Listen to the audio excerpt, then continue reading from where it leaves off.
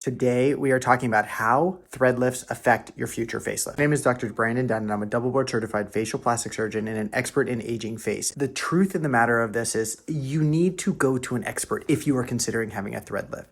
A thread lift is a temporary improvement in your facial anatomy that most likely does not last as long as you would hope. The primary goal of a thread lift is to use a barbed suture, a suture that has hooks on the end of it that will dissolve over time to lift and support and reposition the tissue. The problem is this is not releasing anything. This is not doing anything that surgery is ultimately doing. By going to an expert, they can do it in the right plane, which is the most important thing.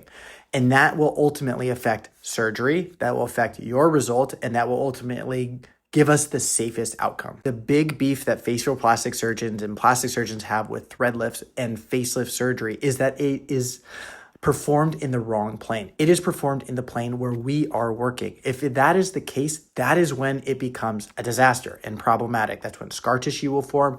That's when fibrous tissue will form. That's when the dissections and the risk to the nerves and blood vessels and muscles will be at higher risk. That all being said, I perform facelifts on many people that have had thread lifts before, and some it's a nightmare, and some go beautifully. So it really comes down to who is doing the thread lifts and whether they know the anatomy well enough to keep you safe.